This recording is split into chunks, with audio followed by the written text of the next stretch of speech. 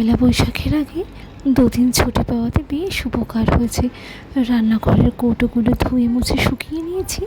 সেই সঙ্গে সঙ্গে ঘর বাড়ি ঝাড়া, বিছানা চাদরপত্র কাছাকাছি করা মোটামুটি সবই হয়ে গেছে। বেশ কয়েক মাস আগে অনলাইনে দার্জিলিং টি আনিয়েছিলাম, খানিকটা রয়েও গেছে। ওই ছুটি ছাটার দিনে যদি কখনো মনে হয় সামান্য একটু চা পাতা গরম জলে ফেলে বেশ আরাম করে বসে খাই। সাথে এত সুন্দর একটা অ্যারোমা, মেজাজটাই বদলে যায়। বিগত কয়েক মাস ধরে তো দুধ চা খাওয়া বন্ধই করে দিয়েছে, সেই মতো এখন পাতা চাই ভরসা। এই প্যান্ট্রি ইউনিটটা আজ পরিষ্কার করেছি। সাজিয়ে গুছিয়ে রাখলে জিনিসগুলো হাতের নাগালে থাকে। প্রথমেই আটা, চাল আর মুড়ি, তার উপরের থাকি স্পাইসেস বা প্যাকড ফুডগুলো, আর তার উপরে রয়েছে রান্নাঘরের ছোটোখাটো যন্ত্রপাতি। ওইদিকে রয়েছে ওয়েফেল মেকার আর এগ বয়লার, সামনে ইলেকট্রিক বিটার, এইসব টুকটাক জিনিসপত্র, টিস্যু পেপার, তার সঙ্গে ট্র্যাশ ব্যাগ, রোজকার ব্যবহার করার যে কাচের বাটিগুলো, সেগুলো সেকেন্ড তাকিয়ে রেখেছি। প্রায় বেলা 6:45 মতো বাজে, যদিও বা এই ঘড়িটা প্রায় 10 মিনিট মতো ফাস্ট করেই রাখি। রান্নাঘরে ঢুকে পড়ে, চলো আজ ইচ্ছা হচ্ছে একটু বেরোনোর।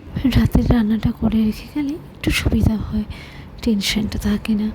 বিছানাপত্র অদল বদল করতে গিয়ে দেখি চাদরে কম পড়ে গেছে, আর যে কটা রয়েছে সে তো অনেক বছর ধরে ব্যবহার করছি। মোটা মোটা ভারী ভারী চাদর তো, সে ছেড়েও না, মধ্যেখান দিয়ে রঙটা ছুটে গেছে।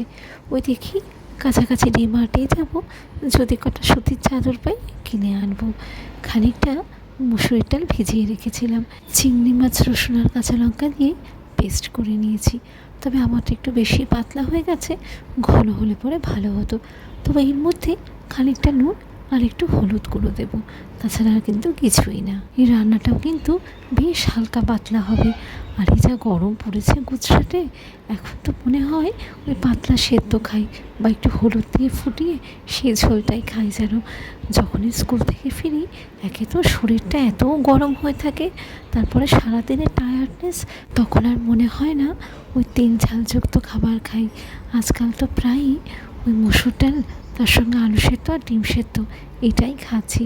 আর না হলে পরে ওই বড় জোরে টক দই, তার সঙ্গে চিনি নিয়ে ভাত দিয়ে মেখে খাই।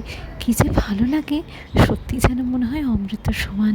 বেশ খানিকটা সময় ধরে অল্প আছি, বড়াগুলো ভেজে নিয়েছি, বেশ মুচমুচে হয়েছে। আর চিংড়ি মাছের তো একটা গন্ধ রয়েছে। রান্নার দ্বিতীয় ধাপে আরেকটা মশলা বানিয়ে নেব।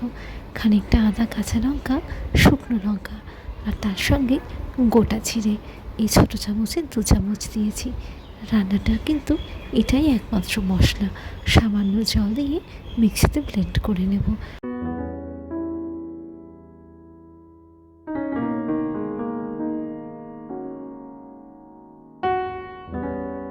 ব্লিঙ্কিটে দেখলাম ঝিঙেটা এই মুহূর্তে পাওয়া যাচ্ছে না, সেই মতো নিজের দোকান থেকেই খানিকটা আলু আর ঝিঙে নিয়ে এলাম। এই রান্নাটার মেইন ইনগ্রেডিয়েন্টসই ঝিঙে আর আলু। তবে ঝিঙে তো সে মুখে পড়া মাত্রই গলে যাবে, সেই জন্যই একটু বেশি করেই আনিয়েছি, পুরোটা দিয়ে দেবো। আর তার সঙ্গে এই 2টো আলু। ঝিঙেটা একটু বড় করে কেটেছি, এত জল ছাড়বে এর থেকে অবশ্য। আর সেই সঙ্গে আলুটাও একটু ভারী করে, মাছের ঝোলের মতো। চল এবার রান্নাটা শুরু করি। তবে এটা করতে যে খুব একটা বেশিক্ষণ সময় লাগে তা না। আর এই বললাম না মশলাপাতি, ওই খানিকটা হলুদ আর একটু চিনি আর নুন, এইটুকুই ব্যাস। আলুগুলোকে আগে ভালো করে ভেজে নেব। তবে আমার মাকে দেখতাম ছোটোবেলায় একটা ঝিঙের ঝোল করতো, এত ডেলিশিয়াস খেতে হতো। সেইটার মধ্যে কালো জিরে ফোড়ন দিত, এরকম বড় বড় ঝিঙেগুলো কেটে দুধ দিত, আর তার সঙ্গে সামান্য একটু হলুদ, আন্দাজ মতো নুন আর চিনি। গরমকালে তো ওটা ভাইরাল আমার ফেভারিট ছিল। এখনও চেষ্টা করি বানানোর, কিন্তু মার মতো ভালো হয় না গো। টমেটো দিয়ে একটু ভালো করে কষিয়ে নেব।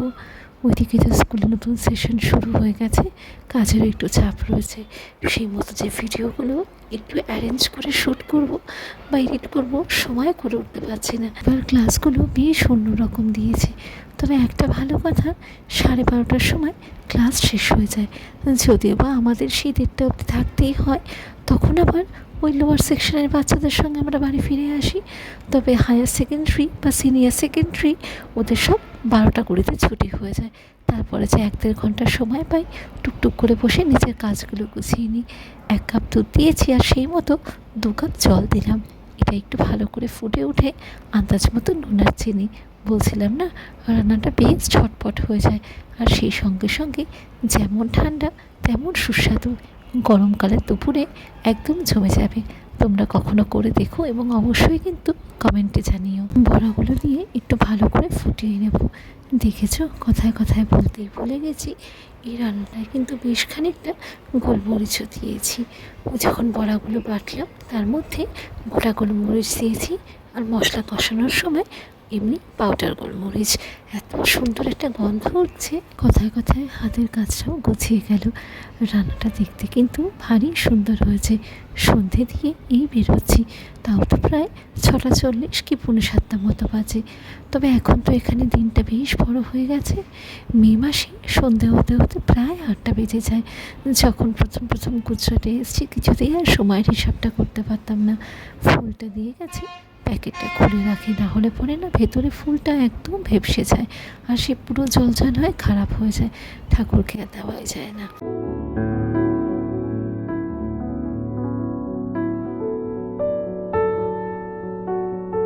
ওইদিকে হিরক র্যাপিডো বুক করছে। আমাদের এখানে কিন্তু এখন এটা বেশ সুবিধা হয়েছে, র্যাপিডো, বাইক বা অটো, আর সেই সঙ্গে সঙ্গে উবেরটাও এখন দেখছি রেডিলি অ্যাভেলেবেল। এদিকে মন্দিরে সন্ধ্যা আরতি প্রায় শুরু হলো বলে, তবে আজকে বাচ্চাদের দেখতে পাচ্ছি না। অন্যান্য দিন এখানে তো একদম ভর্তি থাকে, বাচ্চারা প্রায় ওই সন্ধ্যা হওয়া অবধি খেলাধুলা করে। কি জানি রাস্তাঘাটে জ্যামটাও শুরু হলো বলে। সন্ধেবেলায় তো এখন অফিস থেকে ফেরার সময় এই ইন্ডাস্ট্রিয়াল এরিয়াটা কি সুন্দর লাগছে দেখতে, দেখো। তবে আমাদের ভারতে তো কনস্ট্রাকশন হচ্ছে, ওই উপরে ফ্লাইওভার আর নিচেও রোড এক্সটেনশন হচ্ছে। ডিমার্টে পৌঁছে গেলাম, পাশেই তো প্যান্টলুন্স। আগে এখানে বাচ্চাদের অনেক খেলাধুলা থাকতো, কি জানি এখন আর দেখতে পাচ্ছি না। সে বাঞ্জি জাম্পিং থেকে আরম্ভ করে স্লিঙ্গিং সব কিছুই এখানে রাখা ছিল। চলে বা টুকটুক করে এগিয়ে যাই। তবে আজ আর বেশি এদিক ওদিক ঘুরবো না, যে কাজে এসছি তাড়াতাড়ি করে বাড়ি ফিরতে হবে, রায়রিতেরও বলা হয়ে গেছে। ডিমার্টের 3তলাতেই ফার্নিশিংসগুলো রাখা থাকে, ডাইরেক্ট ওইখানেই যাব। তবে মাঝপথে এখানে সুন্দর বাসন কটা চোখে পড়লো। এটা পিতলের থালা, বেশ ভারী, আর এই ছোট্ট বাটিগুলো দেখেছো কি সুন্দর দেখতে।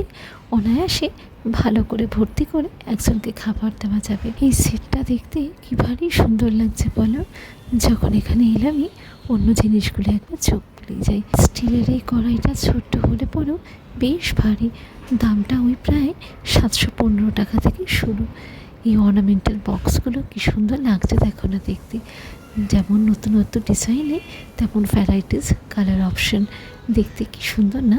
রায়রিতে এলে পরে দুজনকে ঠিক দুটো কিনে দিতেই হতো। পিঙ্কটা কি সুন্দর লাগছে না দেখতে, পাশে এই হলুদটা ডিজাইনটা কিন্তু বেশ ইউনিক। চলো ওই দিকটা একবার যাই। ইচ্ছা রয়েছে দুটো কাপ কেনার, বাবা এই ছোট্ট ছোট্ট কাপ, সে 45 টাকা দাম লেখা রয়েছে। অনলাইনে দেখেছিলাম বলে কিন্তু সে তো আরোই ধরা ছোঁয়ার বাইরে। যাক ওই দিকটা একবার ঘুরে আসি চলো। এই মিলাবাইনের বাটিগুলো কি সুন্দর দেখতে লাগছে দেখো না, ডিজাইনগুলো একে অপরের থেকে বেশ আলাদা। এখন তো মাঝে মাঝে মনে হয় যে কটা প্লাস্টিক ঘরে অবশিষ্ট রয়েছে পারলে সে কটাও ফেলে দিলে ভালো হয়। হিরকের এই কাপটা বেশ পছন্দ হয়েছে। সেই দোকানপাটে আমাদের চা দেয় না একদমই ওইরকম, শুধু হাতল দেওয়া। এই ফল রাখার ঝুড়িগুলো ভেবেছিলাম প্লাস্টিকের, বোধহয় হাত দিয়ে দেখি স্টিলের। ওপরে বোতলগুলো কিন্তু বেশ অন্যরকম দেখতে বলো। এটা পছন্দ হচ্ছে। ও মাই তো প্লাস্টিকের, বুঝতেই পারিনি। যা, বোতলটা পেছনে গড়িয়ে গেল। দুটো জুতো কিনবো, ইচ্ছা রয়েছে একটু উঁচু দেখে কেনার। আসলে ফ্ল্যাট ফুট তো খুব অসুবিধা হয় গো। না না, এটা ভালো লাগছে না আমার, ওটাই পছন্দ হয়েছে, ওটাই যাবো। এবং ওটার কি বলতো, ফ্ল্যাট ফুট তো, মধ্যেখানটা বেশ উঁচু। দেখি এটা দাও তো। এই জুতোটা বেশ নরম, তার সঙ্গে এরকম সিম্পল স্ট্র্যাপ দেওয়া, এত পছন্দ হয়ে গেছে। হ্যাঁ, এটা ঠিকই আছে, একদম ঠিকই আছে। এটাও একটা নিয়ে নিই জানো। অনেকদিন ধরেই একটা জুতোর খুব দরকার ছিল, ভালোই হলো। কমফর্টার कंफर्टर नहीं है ये बैक का। ওকে। দেখতে খানিকটা কমফর্টারের মতো, জিনিসটা কিন্তু বেডশিট, বাবা সত্যি কত নতুন নতুন জিনিস যে চোখে পড়ে। এগুলো তো একই রকম গো। হ্যাঁ, এই যে এগুলো, এই এটা দেখো তো, স্লিপ রয়েছে নাকি দেখো না সাইডে, দেখতে সুন্দর বেশ। দেখো কি ডাবল বেড বলছে, কি লেখা রয়েছে, কমফর্ট কি এসছে। এই তো সিঙ্গেল বেডশিট এখানে লেখাই রয়েছে। দুটো ডাবল বেড আর দুটো সিঙ্গেল বেড, এই হিসাব মতোই 4টে চাদর কিনবো। অন্য অন্য প্রিন্টে দেখো, এই একই রকম আমি নেব না। একই দিন এই চাদর এইরকমই বাড়িতে পাতা যায়, পাতলা চাদর বাড়িতে টেকে নেওয়া। এগুলো বালিশের ওয়ার। এটা দেখো তো, এই নীলটা ভালো লাগছে দেখতে। পাতলা, দাঁড়াও। হ্যাঁ এটা পাতলা, এটা সিনথেটিক। এটা দেখো, এটা ভারী আছে। আমাকে কালার দেখে নিতে হবে। না না না, এটা ভালো লাগছে না, এটা দেখো। বাড়ির জন্য 4টে পাপোশও কিনতে হতো, এই তো সবে অনলাইনে একটা কিনলাম, এখন আর এই মাসে হবে না, থাক পরে আবার বেশ ভারী। দেখি এটাও দেখো, এটা দেখো, এই যে এটা, চাদরগুলো সব কটারই যেন ডিজাইনটা সেই একই রকম। এটা ভারী আছে। এটা দেখো, এটাও ঠিক আছে। এই বালিশের ওয়ার সাথে হ্যাঁ এটাও ভালো লাগছে, দেখো প্রিন্টটা। বালিশের ওয়ার কোথায়? তাহলে ভায়োলেটটা নিও না, এটাও দেখো প্রিন্টটা খারাপ লাগছে না। রংটা ভালো লাগছে। হ্যাঁ লালটা ভালো লাগছে প্রিন্টটা। নাও, এটা বালিশের ওয়ার আছে, নাও ভাল লাগছে দেখতে। ওই দিকটা একবার ঘুরে আসি চলো, অনেকক্ষণ ধরে এই জিনিসটা চোখে পড়ছে, এত সফট, গায়ের স্টোন লাগে না। এই যে সোফার থ্রো, এই আমাদের ছোট্ট মতো চৈত্র সেলের মার্কেটিং, রায়রিতির জন্যে শাশুড়ি মার ননদ অনলাইনেই পাঠিয়ে দিয়েছে। আজ এই অবধি, সবাই ভালো থেকো, সাবধানে থেকো, টাটা।